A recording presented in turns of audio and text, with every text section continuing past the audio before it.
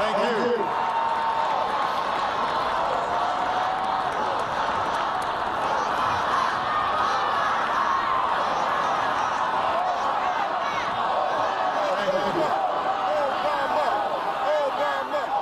Thank you so much.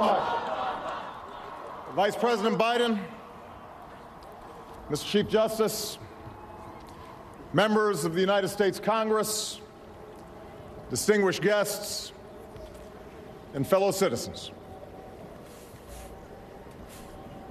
Each time we gather to inaugurate a president, we bear witness to the enduring strength of our Constitution. We affirm the promise of our democracy. We recall that what binds this nation together is not the colors of our skin or the tenets of our faith or the origins of our names. What makes us exceptional, what makes us American, is our allegiance to an idea articulated in a declaration made more than 2 centuries ago. We hold these truths to be self-evident, that all men are created equal,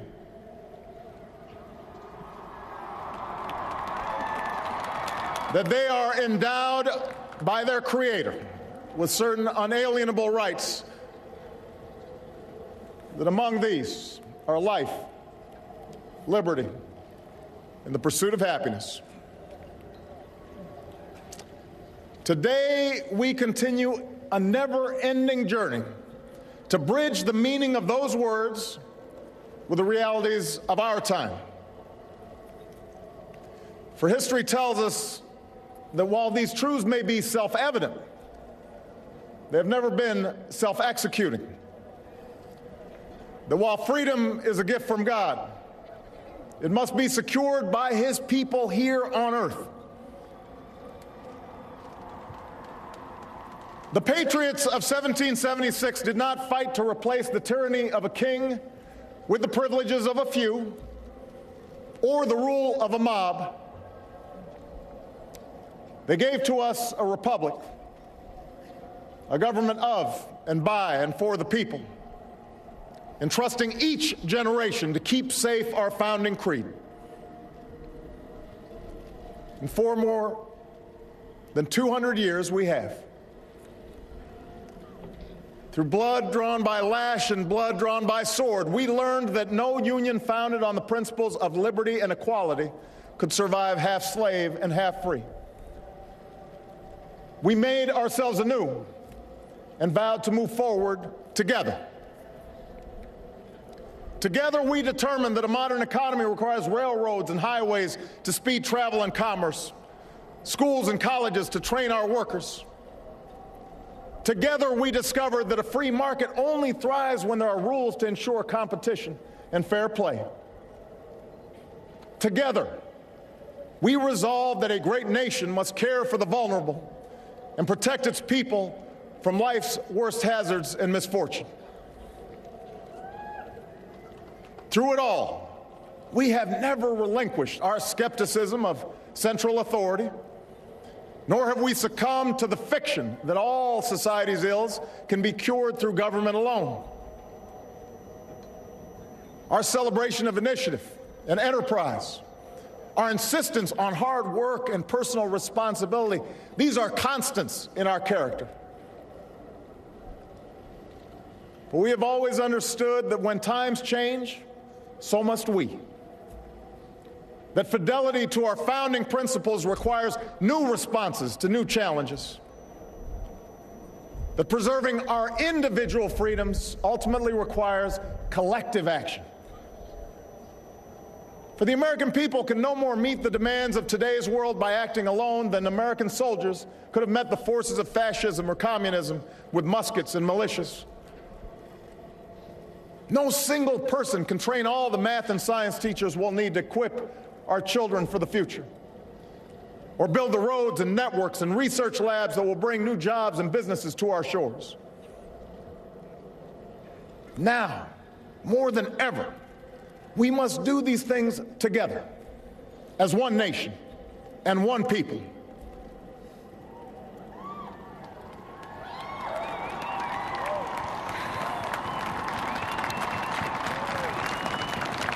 This generation of Americans has been tested by crises that steeled our resolve and proved our resilience. A decade of war is now ending.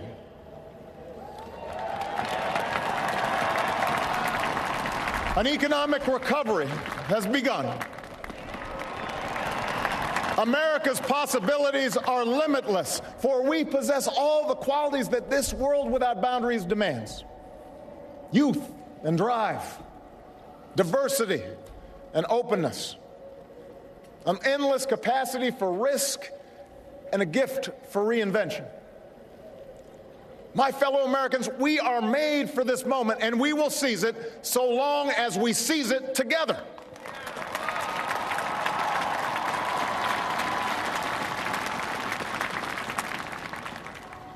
For we, the people, understand that our country cannot succeed when a shrinking few do very well and a growing many barely make it. We believe that America's prosperity must rest upon the broad shoulders of a rising middle class.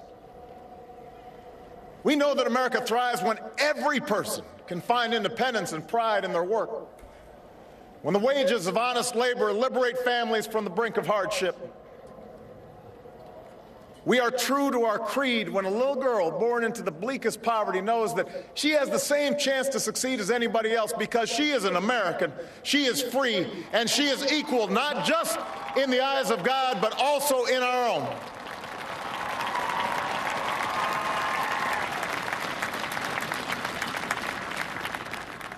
We understand that outworn programs are inadequate to the needs of our time.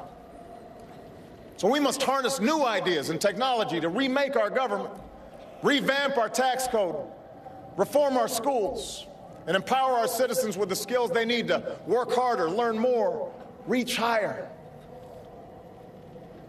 But while the means will change, our purpose endures.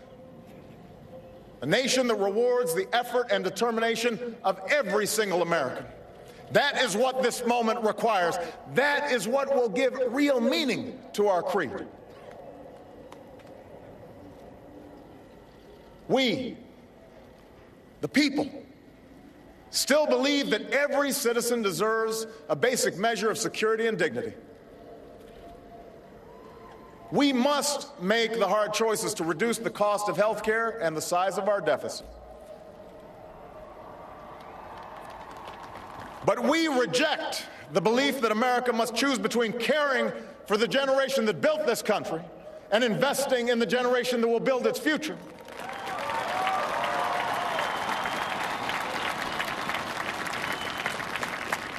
For we remember the lessons of our past, when twilight years were spent in poverty and parents of a child with a disability had nowhere to turn. We do not believe that in this country freedom is reserved for the lucky or happiness for the few. We recognize that no matter how responsibly we live our lives, any one of us, at any time, may face a job loss or a sudden illness or a home swept away in a terrible storm.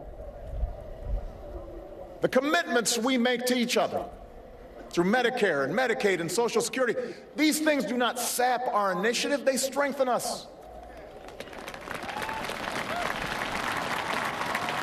They do not make us a nation of takers, they free us to take the risks that make this country great.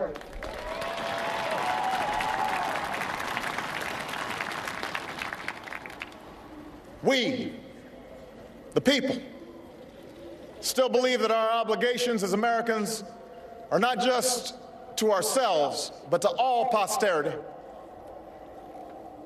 We will respond to the threat of climate change, knowing that the failure to do so would betray our children and future generations.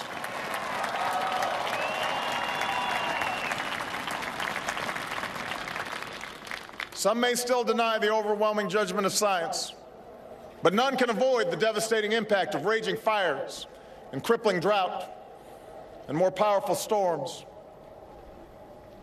The path towards sustainable energy sources will be long and sometimes difficult. But America cannot resist this transition. We must lead it. We cannot cede to other nations the technology that will power new jobs and new industries. We must claim its promise. That's how we will maintain our economic vitality and our national treasure. Our forests and waterways, our croplands and snow-capped peaks. That is how we will preserve our planet, commanded to our care by God. That's what will lend meaning to the creed our fathers once declared. We, the people, still believe that enduring security and lasting peace do not require perpetual war.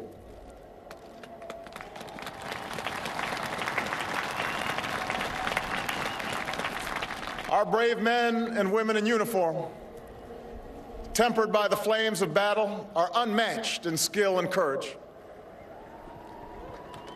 Our citizens, seared by the memory of those we have lost, know too well the price that is paid for liberty. The knowledge of their sacrifice will keep us forever vigilant against those who would do us harm.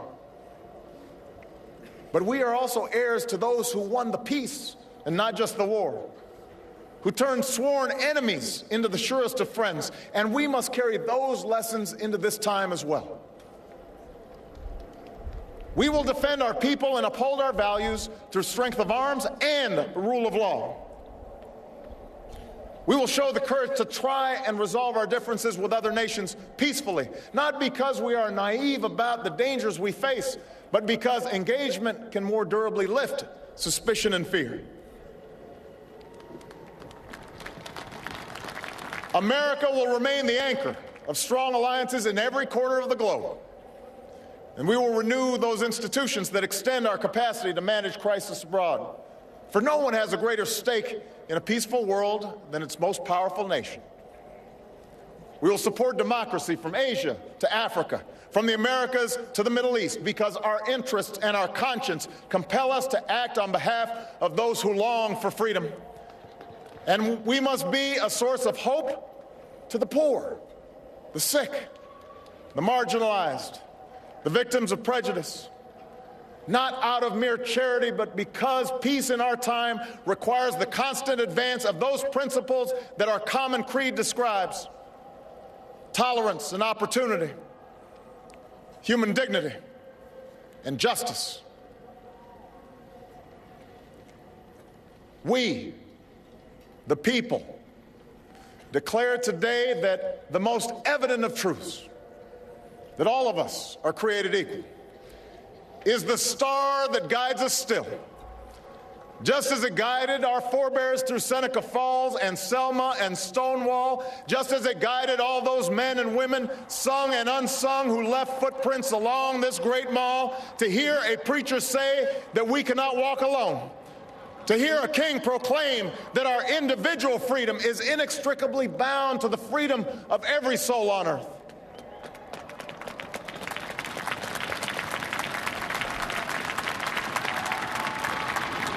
It is now our generation's task to carry on what those pioneers began. For our journey is not complete until our wives, our mothers, and daughters can earn a living equal to their efforts.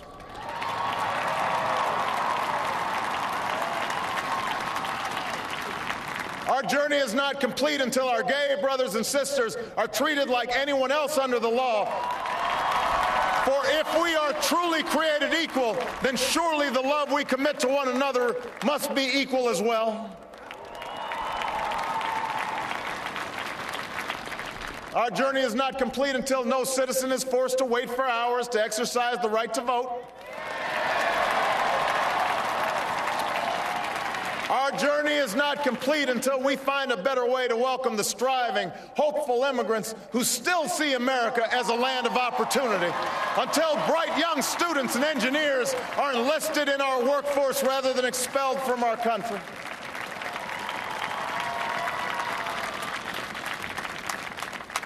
Our journey is not complete until all our children, from the streets of Detroit to the hills of Appalachia to the quiet lanes of Newtown, know that they are cared for and cherished and always safe from harm. That is our generation's task, to make these words, these rights, these values of life and liberty and the pursuit of happiness real for every American. Being true to our founding documents does not require us to agree on every contour of life. It does not mean we all define liberty in exactly the same way or follow the same precise path to happiness. Progress does not compel us to settle centuries-long debates about the role of government for all time, but it does require us to act in our time.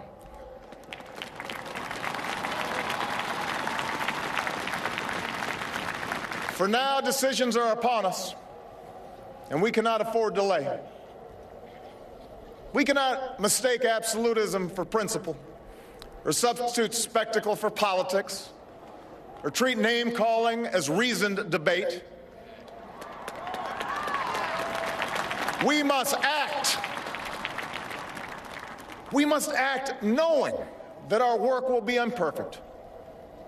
We must act knowing that today's victories will be only partial, and that it will be up to those who stand here in 4 years, and 40 years, and 400 years hence to advance the timeless spirit once conferred to us in a spare Philadelphia hall.